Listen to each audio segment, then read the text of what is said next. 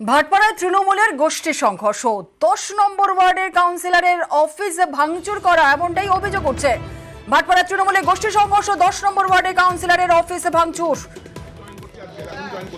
তারপরে আমি দেবরাজকে দেখবো, দেবরাজ কত গুন্ডা, তোমাদের সরকার কত বড় গুন্ডা আমি দেখবো। দাদা আমি দাদা শুনবো না, তোমার পা ধরে বলছি, আমি বিজেপিতে জয়েন করছি।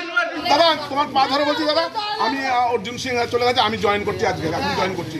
তারপরে আমি দেবরাজকে দেখবো, দেবরাজ কত গুন্ডা, তোমাদের সরকার কত বড় গুন্ডা আমি দেখবো। দাদা তৃণমূলের এক কর্মীর বিরুদ্ধে ভাঙচুরের অভিযোগ, 10 নম্বর ওয়ার্ডের কাউন্সিলরের অফিসে ভাঙচুর। গুন্ডা, তোমাদের সরকার কত বড় গুন্ডা আমি দেখবো। অরুণ রয়েছে আমাদের প্রতিনিধি, আরো বিস্তারিত বলবো। অরুণ, কাউন্সিলরের বাড়িতে কেন ভাঙচুর করা হলো, ঠিক কি অভিযোগ উঠছে?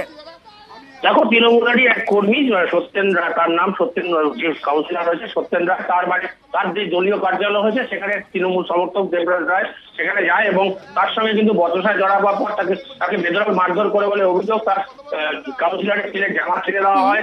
এই ঘটনায় কিন্তু তিনি যখন দলীয় পার্টিকে যখন জানায় বিষয়টা, কিন্তু পার্টি কোনো হস্তক্ষেপ করেনি। তিনি এতটাই ক্ষিপ্ত হয়ে যান যে পার্টিকে জানিয়ে কোনো কাজ না হয়। তিনি কিন্তু কালকে তিনি কিন্তু তার পরিবার সহ সমস্ত তারা কিন্তু বিজেপিতে যোগদান করলেন। তিনি বলছেন যেখানে পার্টিতে থেকে সম্মান পাওয়া যায় না, সেখানে দলীয় কর্মীদের হাতে আক্রান্ত হয়েছে একজন কাউন্সিলরকে, সুতরাং সেই দলে থাকাচ্ছে না থাকা ভালো, এই বলে কিন্তু তার দলীয় কার্যালয় তিনি কিন্তু বিজেপির হাতে, তিনি কিন্তু বিজেপিতে চলে যাবেন এমনটাই তিনি কিন্তু বলেছেন। এবং এই ঘটনায় যিনি আসল দোষী দেবরাজ রায়, তাকে কিন্তু দলীয় থেকে দল থেকে এবং কোন রকম প্রশাসনিক ভাবে তাকে সাহায্য করা হয়নি বা তাকে কিছু বলা হয়নি। এই কারণেই কিন্তু ক্ষিপ্ত সত্যেন রায়। অরুণ, এই ঘটনার পর বিজেপি প্রার্থী অর্জুন সিং এর সঙ্গে যেমনটা এই কাউন্সিলর যোগাযোগ করেছিলেন, অর্জুন সিং এর তরফ থেকে কি বলা হচ্ছে? দেখো, অর্জুন সিং তিনি কিন্তু সত্যেন রায় যখন মার খান, তারপরে পার্টিকে তিনি প্রথমে দলীয় যে সোমনাথ শ্যাম যিনি রয়েছেন বিধায়ক, তাকে কিন্তু বিষয়টা জানান।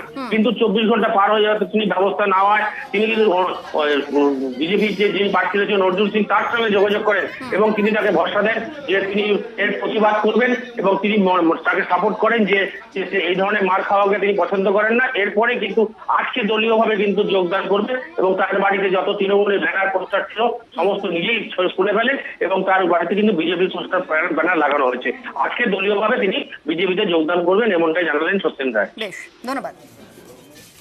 টিঙ্কু দেবজ্যোতি ঘোষ, ও 10 নম্বর ওয়ার্ডের ছেলে, ও রাজনীতিটা করে না, ও শুধু বদমাশি করে। 2-4টে চামচা নিয়ে আর গাজারি মাতালি, তারা রিভলভার নিয়ে গেছে, আমার ছেলেকে মেরেছে, ছেলের চেরো নিয়ে গেছে, আমাকে মেরেছে, 2 নম্বরই করছে, সব ধরা পড়ছে। আবার ফোনে আবার হুমকি দিচ্ছে, তোর ছেলেকে রোজ মার। আমি দাদার সঙ্গে ভারতীয় জনতা পার্টিটা করবো, তাহলে এদের আমরা টাইট দিতে পারবো। তৃণমূল মানুষকে রোজ মাংস ভাত খায়, পান্তা ভাতও খায়। সত্যেন রায় ওকে পার্টি অফিসের মধ্যে একটা মাতাল লম্পট ছেলেকে দিয়ে, তৎকাল তৃণমূল আছে তারা ওকে মার খাইয়েছে। থানা অভিযোগ দায়ের করা সত্ত্বেও পুলিশ নিষ্ক্রিয় আছে। আমরা ওর পাশে আছি, একসঙ্গে হাতে হাত মিলিয়ে আমরা লড়াই করব। আমরা ওকে দলের স্বাগত জানাবো। এর সঙ্গে কিসের গোষ্ঠীদ্বন্দ্ব আমি তো জানি না, প্রতিবাদ করেছে তাই ওর সঙ্গে আচরণ করা হচ্ছে। আর তৃণমূলের তরফ থেকে বলা হচ্ছে ঘটনাটি পুরোপুরি ব্যক্তিগত, এর সঙ্গে দলের কোনো যোগ নেই। যে ঘটনাটা ঘটেছে সেই ঘটনাটা সম্পূর্ণ ওদের ব্যক্তিগত ঝামেলা, ঘটনাচক্রে সেটা পার্টি অফিসের বাইরে ঘটেছে। এছাড়া এর কোনো আলাদা কোনো গুরুত্ব নেই। তিনি যেভাবে দল বিরোধী মন্তব্য এবং আমাদের প্রার্থীর বিরুদ্ধে যেসব মন্তব্য করে যাচ্ছে, সেই জন্য সমস্ত রকম নির্বাচনী প্রক্রিয়া থেকে তাকে দূরে সরিয়ে রেখেছিলাম। কিন্তু বিজেপির মধ্যেই তো ছিল, প্রস্তুতি অনেকদিন আগে থাকতে ছিল। ওনার যে ভাবমূর্তি, যারা দলে নিয়েছে, যারা দলে নিতে যাচ্ছে, তারাও ওয়াকিবহাল।